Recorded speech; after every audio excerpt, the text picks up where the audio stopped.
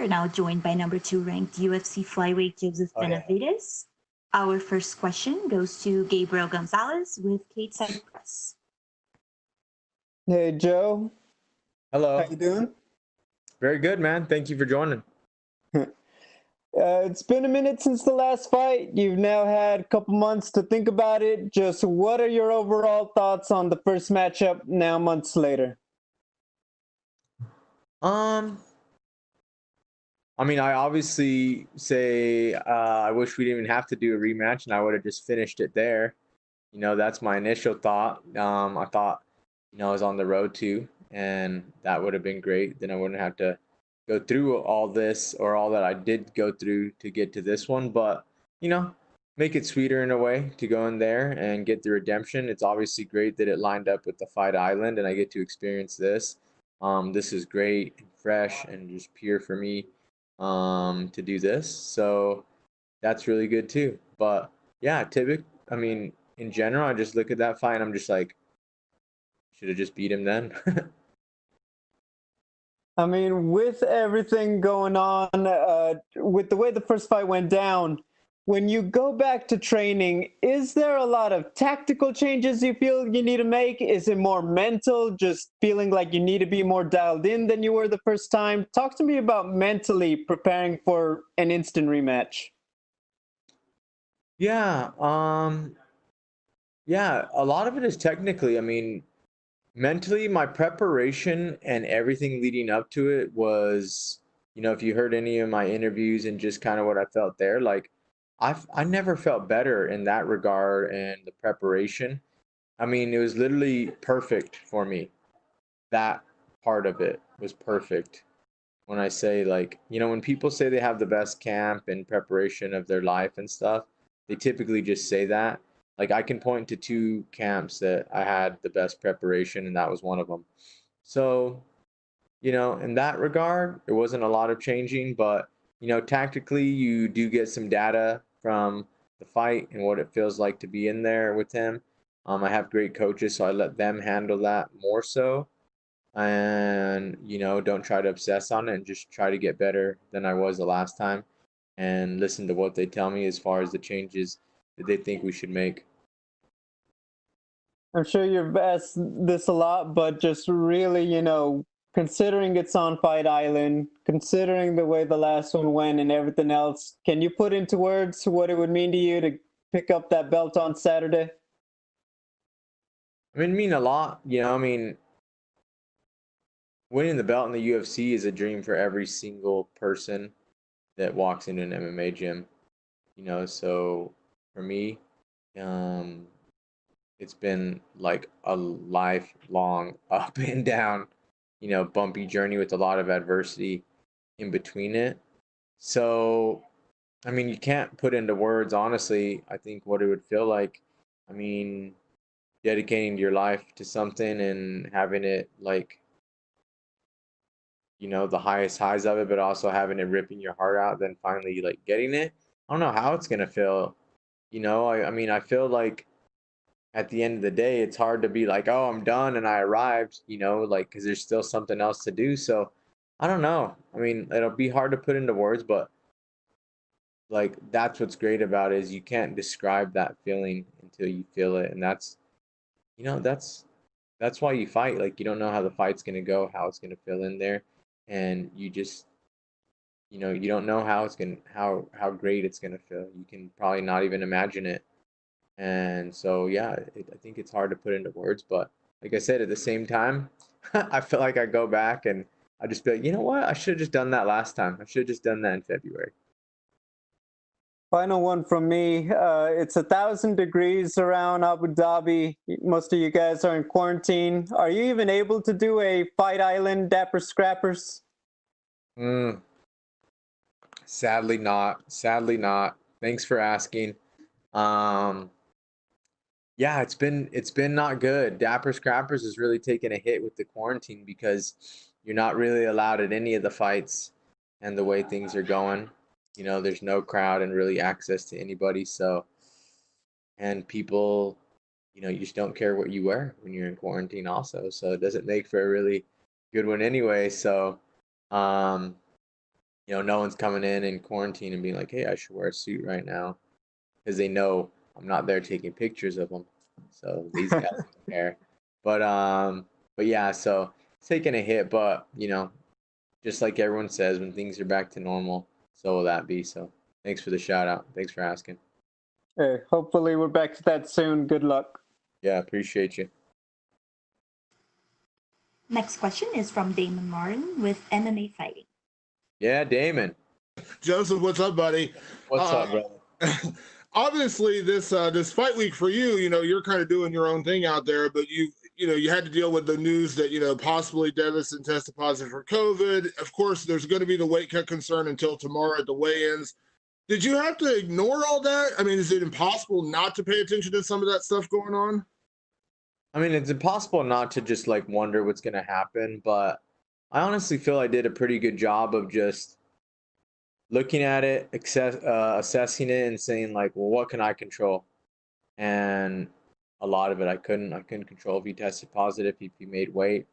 I know we've had Pantoja in place for the whole card since we signed the deal. We made sure there was a replacement and saw him at the airport, and I knew he tested positive. So I just knew I wasn't leaving here without a fight, and so just tried to really concentrate on myself. I mean, and just waited for the news to come in, but wasn't anything honestly that stressful for me, or I did my best to alleviate that stress, me, my coaches, and everything, and just knowing that the goal kind of stays the same no matter who it is, and if we're lucky there's something else in play, and we'll get into a fight either way. I know there's no, personal grudge necessarily with Davison. It's all business at the end of the day. But, coming out of the last fight, he downplayed a little bit of the importance of the weight cut. Obviously, he took responsibility for missing weight, but he kind of downplayed how that may have actually had a factor in the fight. And he kind of downplayed the importance of the headbutt that kind of led to the end of the fight. Not that you need more motivation, but when you hear stuff like that, like, does it add a little extra pep in your step as you get ready for a rematch like this? Yeah, it does. It really does. I mean, just the fact like he's kind of like he's like a villain, to everybody, I think. And I don't like him. And like that is rare for me. Like you said, it's not personal because I don't really know him, personally and everything, but no, I mean, I definitely don't like him. It definitely makes you want to go out there and hurt someone worse because, when you fight, you win, you're like, oh, you hurt him, by proxy, winning an MMA fight, you kind of have to. But yeah, it's one of those things where it's like, all right, I just want to put this guy away. I just want to shut him up. And I just don't like him. And that rarely happens in my career. But I actually had someone ask me earlier, they said, well, is that a good thing? And I said, well, the only people I haven't liked and felt that I wanted to do that to the similar way that I could compare was Miguel Torres back in the WDC, ruined him, and then Henry Cejudo, and beat him, was his last loss. And that was a great fight as well. So yeah, I mean that's a pretty good track record for that feeling, I think. But it's nothing crazy emotional. It's just like you're actually fighting a guy you don't like. Yeah, absolutely. Last thing for me, I know we've talked a lot about your relationship with the flyweight title going into this fight, and I don't want to take the attention away from Davison Figueiredo, but are you excited about the future of the flyweight division now? We just saw a great flyweight co-main event last night. We've seen a lot more flyweight fights on cards recently. Is it exciting to see where the flyweight division is going lately? And that we feel like, the future is finally set a little bit after this fight. Yeah, no, it's exciting. The fight was actually this morning for us, so that's weird. But no, yeah, that was a great fight with Tim and Benoit, both guys representing, both guys incredibly skilled. Dude, I'm a huge fan, obviously, of the division and it happening. I mean, I had the first ever title fight in this division, the first win, the first knockout. I've been here through like generations of flyweights.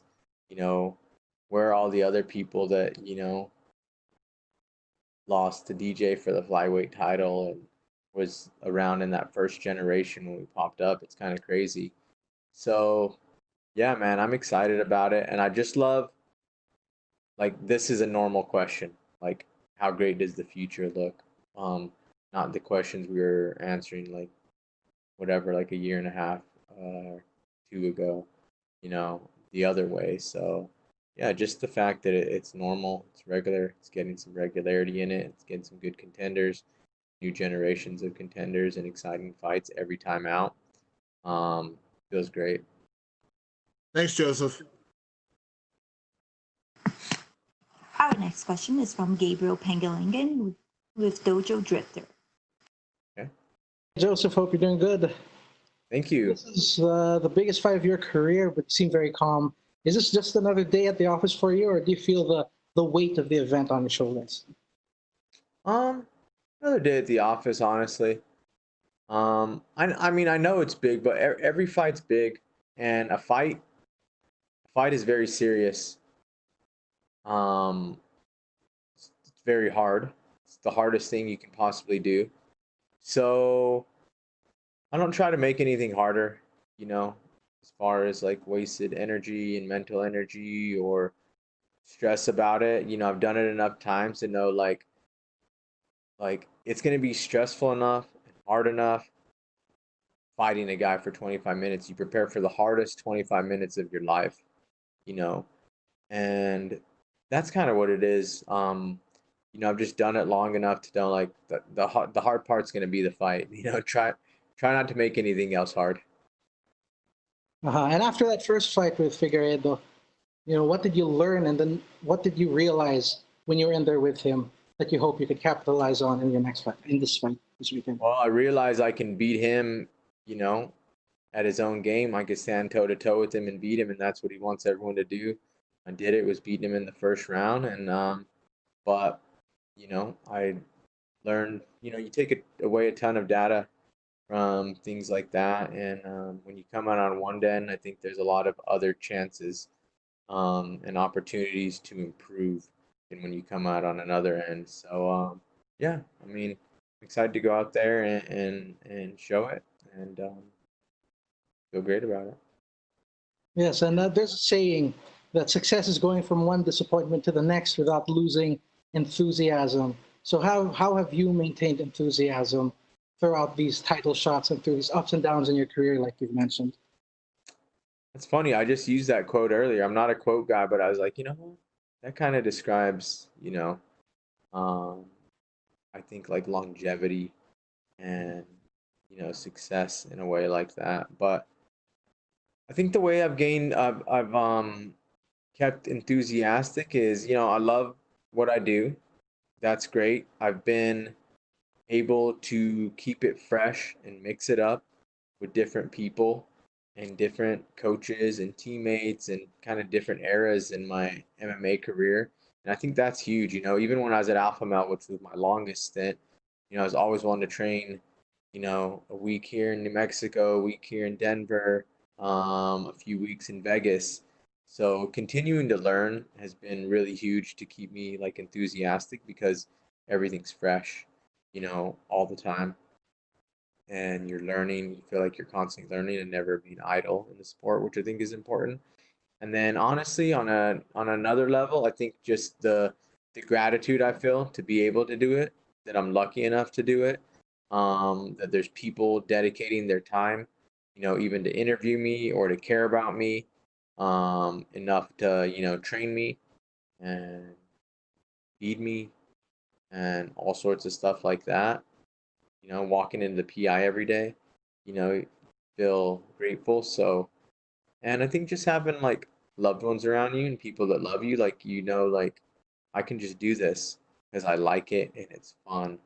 You know, at the end of the day, you know, like you, you still have a great life, and you know, it makes it, you know, that much easier to walk in. Like if everything was terrible in my life and I wasn't married to Megan O'Leary, then you know, I might walk in and not be as enthusiastic. But you know, I walk in and I'm enthusiastic about life, and you know, that is just something, you know, this this has afforded me that life, and I'm grateful for it. So I just try not to squander like any day, no matter if it's a Wednesday morning, Tuesday afternoon, Thursday night, just go in with, grateful that the people are there and grateful that I get to do it. It's worked out. All right. So thank you, Joe. We wish you the best of luck this weekend. Thank you. Appreciate you. Our last question is from Augusto Hermaniez Gay with Somos MMA. Perfect. Hi, Joseph. How are you? Very good. Thank you. My first question is, you have a lot of experience, but this is a particular fight week, and a lot of things might be new for you. So in your opinion, does all these things like the 48 hours quarantine and all that make it easier to be focused on the fight, or it makes it harder? It's definitely like a challenge because it's different, but I like different, and I like I've done everything in this sport. I've had, 40 fights, probably 30 with the Zuffa organization. And, fight weeks are very similar. Every time, you know what to expect. This keeps it fresh.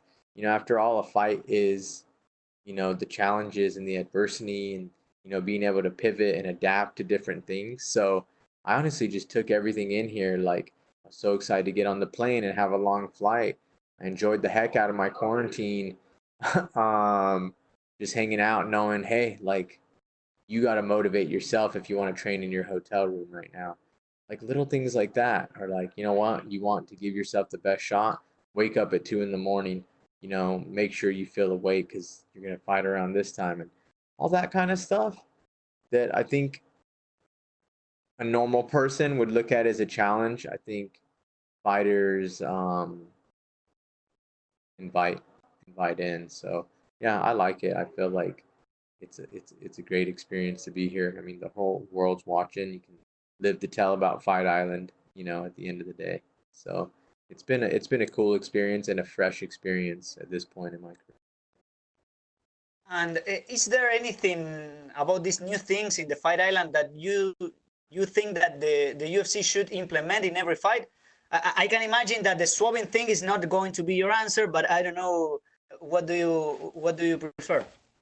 You know what? That's a great question.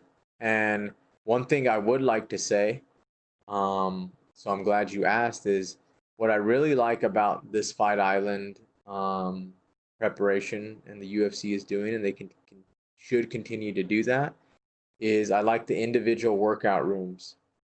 So we all work out in our individual workout room, where typically there's a ballroom that is dedicated to one corner and a ballroom dedicated to the other corner.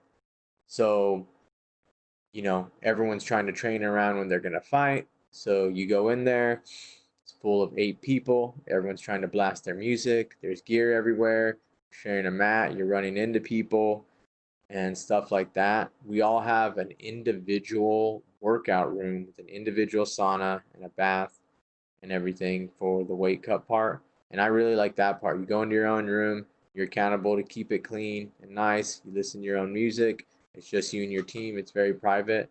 And I think that's been one of the best things about this, and that the UFC should continue to do that. Yeah, I understand. And how are you dealing with the time difference and the fact that you will be fighting in an unusual time schedule? Yeah, just another thing to adapt to.